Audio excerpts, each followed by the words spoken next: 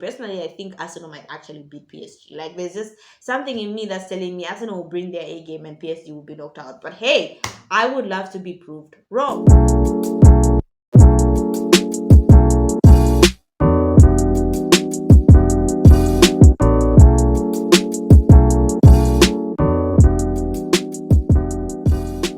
So hi guys, welcome back to my YouTube channel, Football with Priscilla. I'm Priscilla, obviously. So hi guys, welcome back to my YouTube channel. And ladies and gentlemen, we are talking semi-finals.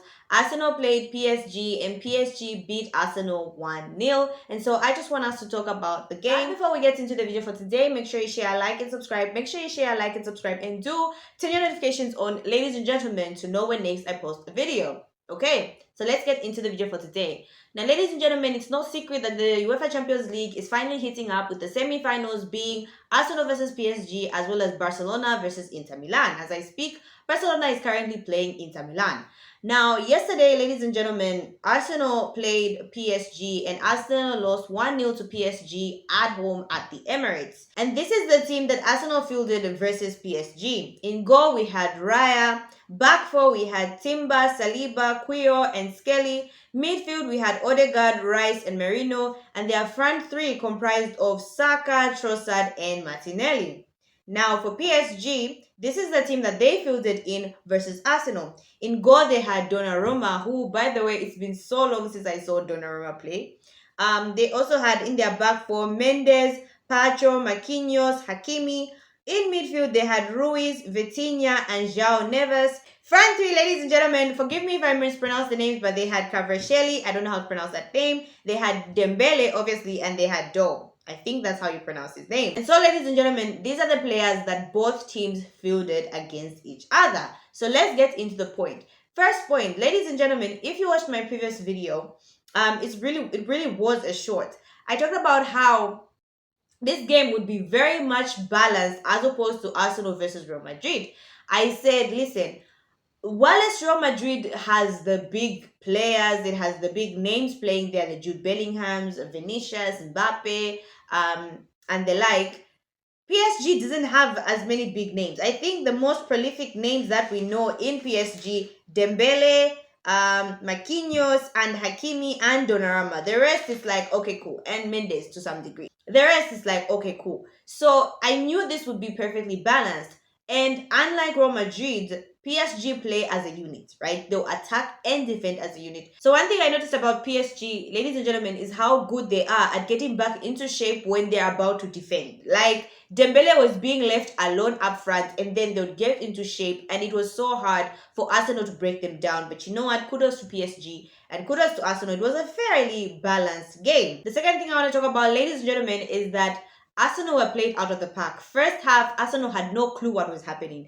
Okay, PSG was just running. They were playing the ball in the channels. Like, Arsenal couldn't cope with the energy. I feel like it was the energy and the intensity that PSG brought to the Emirates. Now, in my previous video, I said, would Arsenal take the PSG game as it took the Real Madrid game? And for me, I thought it would be a bad idea if Arsenal took the PSG game like it took the Real Madrid game. Why?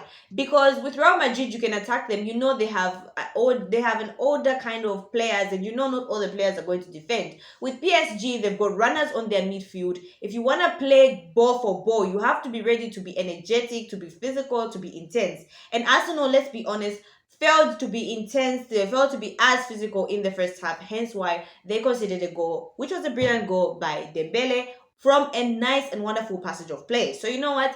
I think Arsenal were played out of the park, and I think they didn't know who to defend. They didn't know what was happening, and by the time they realized it, they had already conceded a goal. Now, third point that I want us to talk about, ladies and gentlemen, which I think for me was the biggest factor in Arsenal losing this game, the midfield. Now, I say this all the time. I'm a traditional old kind of football fan, and I know that a game of football is always lost and won on the midfield. So now let's compare the two midfields. So Arsenal's midfield comprised of Martin Odegaard, Declan Rice, and Merino. These are good players, okay? Very good players. I'm not so sure about Merino. I don't really watch Arsenal games as much, and I don't really pay attention to Merino. If I'm watching Arsenal games, I'm mostly supporting the opponent. But I'm noticing Declan Rice. I'm noticing Odegaard. These are players that I actually rate, okay? Not that I don't rate Marino, I just don't pay attention to him. So Arsenal's midfield, like I said, ladies and gentlemen, comprised of Odegaard, Declan Rice, and Marino. PSG's midfield, ladies and gentlemen, comprised of Ruiz, Vitinha, and João Neves. Can I just say this? João Neves, I was not familiar with your game. Listen, I remember Manchester United were looking at João Neves beginning of this season, and I remember I had to go on YouTube, check out video clips of João Neves, and I will not lie, I kept on saying like this kid, I'm not convinced. I just feel like maybe maybe he's okay for the league that he's in. I don't think he would manage in the Premier League. Those were my statements. And then I saw him versus Arsenal, and boy, was he giving them a hard time. Declan Rice, oh my gosh, was having a brutal day. Like, it was bad. So, João Neves, I was not familiar with the game. The kid is good. The kid is actually good. So now, ladies and gentlemen, comparing these two midfields, Odegaard, Rice, Merino, Ruiz, Vitinha, João Neves. I feel like PSG's midfield was so energetic. Like, they understood what they were able to do. So for the Arsenal midfield three, I think that was not a balanced midfield three. Now, for me, what I consider a balanced midfield, there has to be a 6, there has to be an 8, and there has to be at least a 10 or 2 8s, right? But the most important thing, there must be a 6 sitting there being able to cover the back line. Now, my brother, okay, coached me to say, why the 6 sits there? So let's say it's a back four. So we have Timber, we have Saliba, we have Kuyo, and we've got Skelly, right? So this is a back four. You need a 6 sitting there. So what this 6 who will be sitting there will be doing is he'll be providing cover for literally the back line, right? So as a 6, you have to understand where your area is, right? So as a 6 is supposed to know how far you can go. You can't go too far, because if you go too far beyond the line, you leave your back four exposed. And once you leave your back four exposed, one of these back fours, right, will try and stop any runners that is coming from the opponent's side. And once that happens, they have broken this line. They have broken this line of 4, and it's very easy to exploit the back four. So your 6 has to sit right in front of the black line. Just in case any of these 4 moves out of position, your 6 should be able to come back into position and make sure the back 4 is in line. Okay? That is what your 6 does. Now, when we look at Arsenal's midfield 3, Odegaard is not going to do that. Moreno is not going to do that. And Declan Rice is not going to do that. Declan Rice is a more traditional number 10 and can sometimes play an 8, not a 6. Even when he was playing for, where was he playing? Aston Villa? West Ham? Oh my God, I've forgotten where Declan Rice. West Ham? I think West Ham. Even when Declan Rice was playing for West Ham, he was not playing as a 6. Declan Rice is not a holding midfielder. No. Martin Odegaard is nothing even near. I don't even think Martin Odegaard understands what a 6 does. Odegaard is a 10. Odegaard is a creator. Okay? So Marino also, I don't think Marino is Marino might be a 10. I don't think he's an 8. I don't think he's a 6 either. So Arsenal's midfield was not balanced because they did not have a 6. And why did they not have a 6? Thomas Partey, ladies and gentlemen, was given a yellow card in the Real Madrid game, and he missed the PSG versus Arsenal game first leg. So they had no cover. You could see Declan Rice's first instinct, because he's a number 8 and he can play at 10, his first instinct is to attack. Okay? So Declan Rice is not going to be thinking about any exposure to the back line. He's going forward. He's booming forward. Now, Declan Rice is going forward. Odegaard is thinking, oh, I have to be here at least near Bukayo Saka, trying to make the passes, right? Trying to create the channels, right? So Odegaard is up front. Moreno, I don't think he even understands what a 6 needs to do. So Moreno is up front, okay? Moreno is not a 6 for me, at least for me. Maybe I'm wrong. Moreno will not go backwards. So now we have 3 players who don't have the defensive mindset of a number 6 playing as your midfield, right?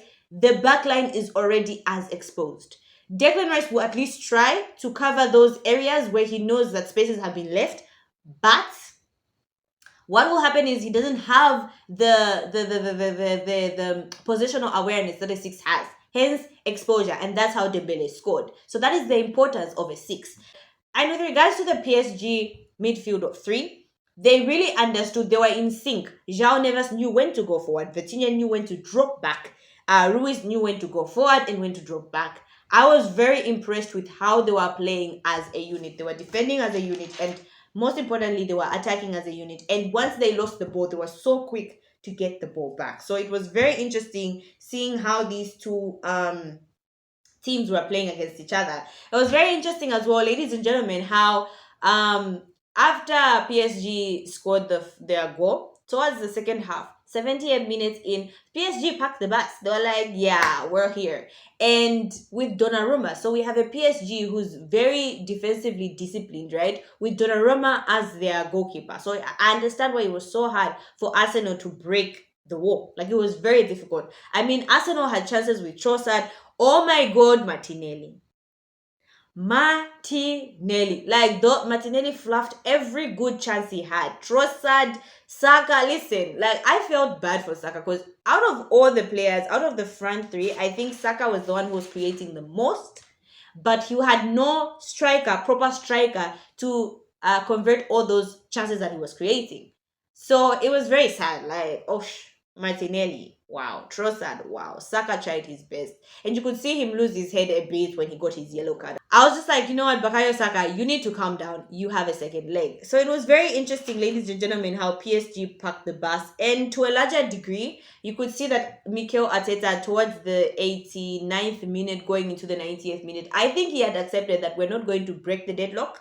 So we might as well just keep it at 1-0. Because as long as the game is at 1-0, for the second leg, it's as good as 0-0 because anything can happen. Heck, things have happened when the game was 3-0. So 1-0 was practically nothing. So I think Mikel Arteta was like, you know what? Let's contain the loss to 1-0 and do our best in Paris Saint-Germain. So it's going to be interesting, ladies and gentlemen, seeing the second leg. What will happen? Will Arsenal bring their A game and beat Paris Saint-Germain? I don't know, but it's going to be an interesting game. So yeah, so those are my thoughts on the game, ladies and gentlemen. I actually enjoyed as a neutral, right?